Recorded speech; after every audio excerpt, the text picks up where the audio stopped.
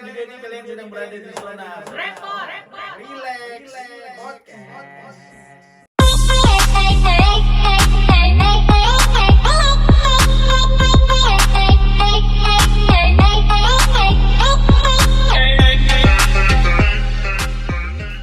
Oke guys, hari ini yang bakalan kita bikin repot adalah seorang penyanyi, seorang songwriter, seorang guru vokal. Siapa dia? Kenalin dulu dong.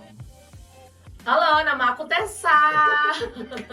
Kayak dia tahu banget ya profesi saya. Ya, yang pasti yang menonton juga pasti akan tahu semuanya tentang pembahasan repot ini. Pertanyaan pertama nih, Tessa. Oke. Apa sulit?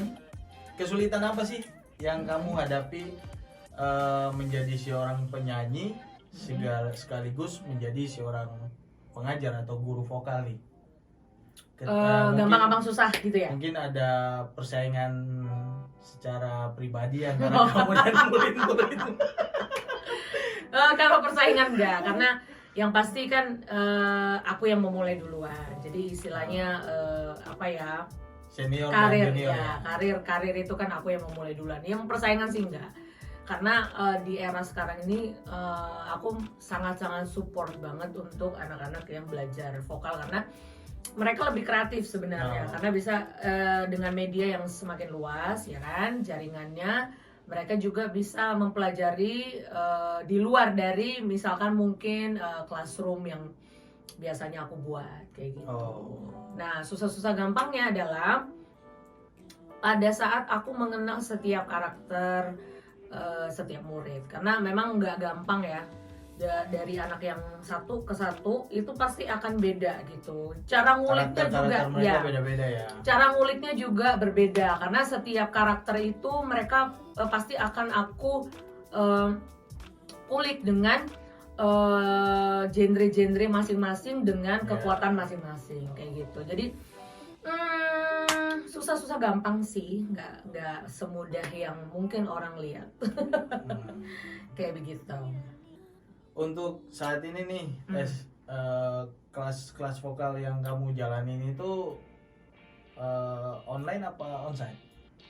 Ada yang beberapa anak murid aku ada yang online karena mereka kebetulan bertempat tinggal di luar kota. Tetapi di mana aja?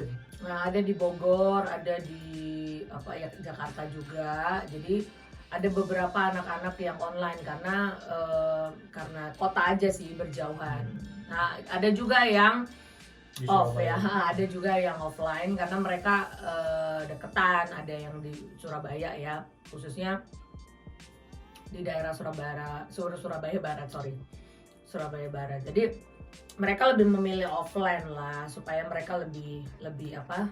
Ada perbedaannya nggak sih antara belajar vokal secara online sama onsite? Perbedaannya pasti ada. Sebenarnya sih aku aku pribadi tidak menganjurkan untuk online karena memang kalau dari online itu penjelasan iya pasti sama. Juga untuk pelatihannya juga pasti sama. Tapi berbeda dengan anak-anak yang mungkin bertatapan langsung gitu. Jadi cara pengolahannya memang lebih bagus ya offline. Pada saat bertemu ya. Iya, tapi kan untuk materi yang dikasih pun juga langsung nyampe gitu ya. Untuk saat ini pun juga kan kita tidak bisa memaksa untuk anak-anak yang mungkin di luar Surabaya ya kan, kayak Jakarta, Bogor, Bandung kan nggak mungkin ya mereka disuruh ke Surabaya. Hanya untuk mengikuti PR banget ya kelasnya Tessa ya. Wow, luar biasa ya. Gitu. Tessa ini kan sekolah vokalnya di Surabaya ya. Dari kapan itu sekolah vokalnya di Surabaya? Puji Tuhan sih dari 2018 ya. 2018 ya. Sampai sekarang sudah mendidik berapa murid? Ya puji Tuhan udah 15 anak. Cuman mungkin karena ada kondisi COVID, jadi mereka masih belum dulu, masih off. Jadi yang sekarang masih oke untuk latihan 10 anak. Oh, sekitar 10 anak ya.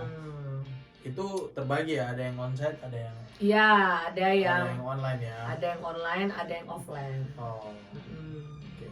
Kayak begitu. Ini kita masuk ya pertanyaan yang agak sedikit menegangkan dan agak sedikit tajam. Ya, ini yang kayaknya repotnya di sini. Repotnya di sini. Repot, relax, Podcast. Nah, semenjak kehadiran Tessa sebagai guru vokal di Surabaya nih, apa ada cibiran, apa ada saingan dari ya beberapa mungkin sekolah vokal yang sudah jauh buka lebih dulu di Surabaya?